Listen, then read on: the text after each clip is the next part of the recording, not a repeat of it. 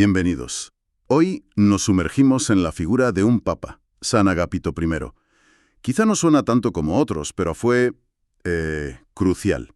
Sí, una figura muy interesante. Nos basamos en unos documentos que nos cuentan su vida y sobre todo el contexto, ¿no? El siglo VI, una época agitada. Roma bajo los ostrogodos, con el rey Teodato. Exacto. Y al otro lado, en Constantinopla, el emperador Justiniano I con su gran proyecto: reunificar el Imperio Romano. Política y religión, todo junto. Un escenario muy complejo, sí, porque la iglesia en Roma estaba, literalmente pillada en medio, entre los godos aquí y las ambiciones de Bizancio allá. Un equilibrio, muy difícil. Y ahí, justo en medio de esa tensión, aparece Agapito. Y esa es la clave que queremos explorar hoy, ¿verdad? Ese choque. Totalmente. El choque entre esa visión imperial de Justiniano, el famoso cesaropapismo, donde el emperador quiere meter baza en la fe, y la autoridad espiritual que reclamaba el papa. Aunque su papado fue cortísimo. 11 meses, ¿no? Entre 535 y 536. Sí, apenas un suspiro. Pero ese viaje a Constantinopla y su firmeza doctrinal, dejaron huella. Vaya si dejaron huella. Vale, pues vamos a desgranar esto. Es que es un episodio que, fíjate, resuena mucho. La relación entre fe y poder político es una constante en la historia. Y este caso es, un ejemplo de libro. Un estudio de caso, sí. Claro, de cómo la Iglesia intentó, en un momento de muchísima vulnerabilidad, afirmar su espacio propio, su autonomía espiritual, frente a unas presiones políticas enormes. Empecemos por el viaje. Constantinopla, 536. La chispa, digamos, la orden inicial, viene del rey godo Teodato, ¿correcto? Así es, fue una jugada política de Teodato, pura estrategia. Quería que el papa fuera a ver a Justiniano para pedirle que no invadiera Italia. Exacto. Un intento desesperado por salvar su reino. Frenar a los bizantinos como fuera. Pero por lo que cuentan las fuentes, Agapito vio algo más en esta misión. No era solo un mensajero. Eso parece. Las crónicas sugieren que aceptó el encargo, claro, pero que lo vio como una oportunidad, casi providencial. ¿Una oportunidad para qué, exactamente? Pues para plantarse en la capital del Imperio de Oriente y decir, ojo, que la autoridad doctrinal de Roma está aquí. Para reafirmar esa primacía espiritual, más allá de los tejemanejes políticos de Teodato. Vale. Llega a Constantinopla, y al principio la recepción de Justiniano fue buena. Dicen que solemne. Sí, hubo protocolo, una acogida formal. Como correspondía a un papa. Parecía que la cosa diplomática podía ir bien. Pero. Siempre hay un pero. Claro. Esa cordialidad inicial duró poco, porque Agapito detectó enseguida un problema. Y gordo. Teológico. ¿El qué? El patriarca de Constantinopla, Antimo, llevaba poco tiempo, pero Agapito vio que sus doctrinas olían a monofisismo. Recordemos rápido qué era el monofisismo y por qué era un lío tan grande. Pues básicamente negaba que en Cristo hubiera dos naturalezas completas, divina y humana, como dijo el Concilio de Calcedonia en el 451. Decían que solo había una, la divina predominaba. Y esto no era solo teología de salón, no. Tenía implicaciones políticas enormes. Totalmente. Porque había provincias enteras del imperio, sobre todo Egipto, Siria, riquísimas y clave estratégicamente, que eran monofisitas. Justiniano necesitaba tenerlas contentas. Y aquí es donde entra ella, la emperatriz Teodora. Figura clave. Precisamente. Teodora, la mujer de Justiniano con una influencia tremenda, y era conocida por sus simpatías monofisitas. Los apoyaba, los financiaba, los protegía. Vaya. O sea que en la corte había como dos líneas. Algo así. Se habla de una doble política religiosa. Justiniano oficialmente defendía a Calcedonia, pero Teodora, por detrás, movía los hilos a favor de los monofisitas. De hecho, Antimo... El patriarca. Sí, Antimo había llegado al patriarcado en 535 gracias al apoyo directo de Teodora. Estaba ahí por ella, básicamente. Menudo panorama se encuentra Agapito. Un patriarca que considera hereje apoyado por la emperatriz. Delicado. ¿Cómo reaccionó? Intentó ser diplomático, tantear el terreno. ¿Qué va? Todo lo contrario. Las fuentes destacan su valentía apostólica. Fue directo al grano. Sin anestesia. Sin anestesia. Le exigió a Justiniano que destituyera a Antimo. Ya. Por hereje. Y no se quedó ahí. Ah, no. No. Dicen que examinó él mismo las doctrinas de Antimo para asegurarse, para confirmar que se desviaba de Calcedonia. Y una vez confirmado, ¡zas!, actuó. Sin dudar. Pero actuar así era desafiar a Antimo, sí, pero también a Teodora, y de rebote a la política ambigua del propio Justiniano. ¿No era un riesgo brutal para un papa que iba a pedir un favor? Un riesgo enorme, claro. Podía haber roto todo, o que hubiera represalias contra Roma. Pero parece que Agapito puso la defensa de la verdad doctrinal, tal como él la entendía, por encima de todo, de cualquier cálculo político. ¿Y dices que actuó? ¿Qué más hizo, aparte de pedir la destitución? Pues hizo algo sin precedentes en Constantinopla.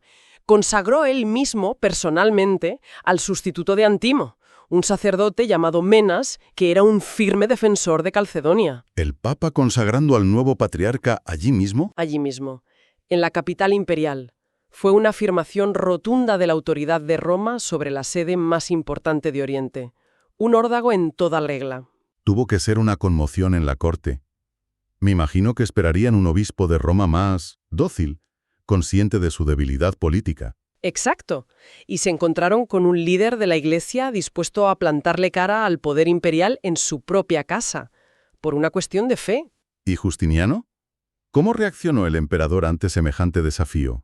Pues eso es lo más sorprendente, según cuentan, porque Justiniano, con todo su poder, con su ideal de emperador que manda en todo, y con Teodora presionando, cedió. Cedió.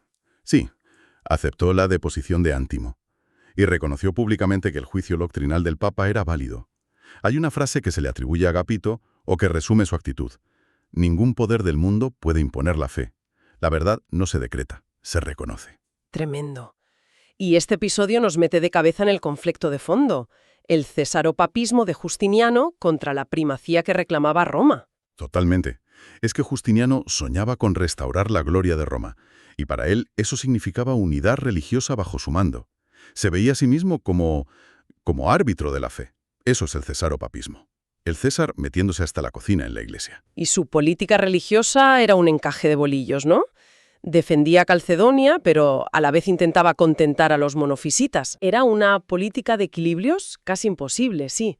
Por un lado se veía como emperador teólogo, sacaba edictos defendiendo Calcedonia, pero por otro necesitaba esas provincias monofisitas, eran vitales. Claro, por dinero y por soldados. Exacto. Entonces buscaba fórmulas de compromiso, a veces ambiguas, intervenía en nombramientos de obispos, en sínodos, muchas veces sin consultar a Roma o pasando por encima. Quería ortodoxia, sí, pero la suya, la que él definía y controlaba. Se ven clarísimas las dos visiones. Para Justiniano, la religión era una herramienta para mantener unido el imperio. Mientras que para Agapito, esa instrumentalización era el peligro. El poder imperial queriendo controlar las conciencias, adaptar la doctrina a lo que convenía políticamente, eso era una amenaza. Y lo de Antimo fue como trazar una línea roja. Exacto. Fue decir, hasta aquí. Una cosa es ser leal al emperador como ciudadano, y otra muy distinta es la fidelidad a la fe revelada. Y el garante de esa fe para Roma era el sucesor de Pedro. Ningún poder terrenal podía dictar qué creer. Más allá de este choque de titanes, ¿qué sabemos de Agapito, como persona, como pastor? Porque su pontificado fue un visto y no visto. Cierto, 11 meses dan para poco. Pero las fuentes destacan que era austero, devoto, y tuvo tiempo de impulsar alguna cosa. ¿Cómo qué? Pues mira, planeó fundar en Roma una biblioteca cristiana, un centro de estudios bíblicos, como la de Alejandría. Aunque no lo vio terminado. Le importaba mucho la formación del clero. Parece que estaba convencido de que la ignorancia teológica era, el caldo de cultivo perfecto para la herejía. Interesante esa conexión. Saber para creer bien. Y su final también está ligado a Constantinopla, ¿no? Sí, murió allí, en plena misión, el 22 de abril de 536. No llegó a ver si su viaje servía de algo políticamente, que por cierto no sirvió de mucho porque Justiniano invadió igual. Exacto, políticamente fue un fracaso. Pero él había cumplido lo que consideraba su deber principal, defender la ortodoxia. Luego trajeron su cuerpo a Roma y lo enterraron en San Pedro. Si tuviéramos que resumir el impacto, el significado de este papado tan corto pero tan intenso, ¿qué destacarías? Pues mira, las fuentes en las que nos basamos subrayan como 3 verdades clave que la actuación de Agapito dejó claras. La Va- primera, la autoridad espiritual de la Iglesia, y del Papa en particular, viene de Dios, de Pedro, no es un regalo del emperador. Vale, la fuente divina de la autoridad. Eso es. Segunda, la fe ortodoxa, la que se considera verdadera, hay que defenderla, Con firmeza. incluso contra el poder político más fuerte, Aunque te juegues el tipo. aunque te juegues el tipo. Y tercera, la unidad de la Iglesia, sobre todo entre Oriente y Occidente, tiene que basarse en la verdad doctrinal compartida, no en apaños políticos o conveniencias imperiales. Y con sus actos sentó precedentes. Eso es importante. Muchísimo. Marcó hitos que tuvieron consecuencias enormes. Primero, demostró, en la práctica, que el Papa podía juzgar y quitar a un patriarca oriental, y al de Constantinopla, por temas de doctrina. Segundo precedente. Afirmó que el patrimonio de Pedro, esa autoridad que los papas dicen heredar del apóstol, era independiente del poder imperial. No dependía de si el emperador estaba contento o no. Y tercero, Reforzó la idea de que para estar en plena comunión con la Iglesia Universal había que estar en sintonía con Roma, doctrinal y jerárquicamente. es increíble cómo un papa del siglo VI, con actos muy concretos, influyó tanto en lo que vendría después. Toda la historia de las relaciones Iglesia-Estado en Occidente, absolutamente. Estos precedentes son la semilla de lo que siglos más tarde sería la libertas ecclesiae, la libertad de la Iglesia frente al poder civil, que fue un temazo en la Edad Media y más allá. Hay una frase que, bueno, quizá está un poco adornada, pero capta la idea. Yo no tengo oro ni ejércitos, pero tengo la fe de Pedro. Con ella puedo resistir al mundo. Resume bien la postura. Sí. Agapito y un papado fugaz, pero de gran impacto. Un símbolo de esa iglesia que busca ser libre frente a los poderosos, fiel a su misión divina. Me llama la atención algo que leí en las fuentes. Lo enviaron como diplomático, tuvo que moverse en un escenario político, pero su prioridad siempre fue pastoral. Dicen, nunca fue político antes que pastor. Y su muerte allí, en Constantinopla, defendiendo la fe, también tiene un punto simbólico, ¿no? Como diciendo que la misión de la Iglesia no tiene fronteras, no separa entre los centros de poder terrenal. Hay una cita al final del material que tenemos sobre el poder del Papa. Dice algo así como: el poder del Papa no se mide en dominios, sino en fidelidad a Cristo. Muy potente. Entonces, ¿qué nos dice todo esto hoy? Pues la reflexión que sugieren las fuentes es que el dilema de Agapito sigue vivo. Esa tentación de sacrificar principios, da igual si religiosos, éticos, los que sean, por conveniencia política, por pragmatismo, por la presión del poder, eso está ahí siempre. Sí, es una tensión constante. Claro.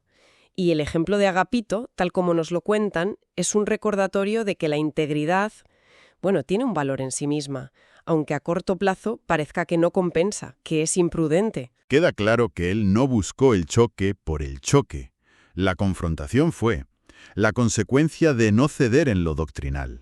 Exacto. Su objetivo era preservar lo que él creía que era la fe pura. Frente a Justiniano y Teodora, que buscaban una solución política a un problema que era teológico, pero con raíces sociales profundas. Para Agapito era servir a la verdad, no dominar ni buscar el favor del emperador. La fuente acaba recordando, sin decirlo explícitamente, aquello de «mi reino no es de este mundo». Como un faro, ¿no? Frente a las lógicas del poder terrenal. Es una historia fuerte, sobre integridad, sobre los límites del poder. Y nos deja con una pregunta abierta que la propia fuente sugiere. Si Agapito se enfrentó a esa tensión entre poder temporal y fidelidad en el siglo VI, ¿cómo navegamos nosotros tensiones parecidas hoy?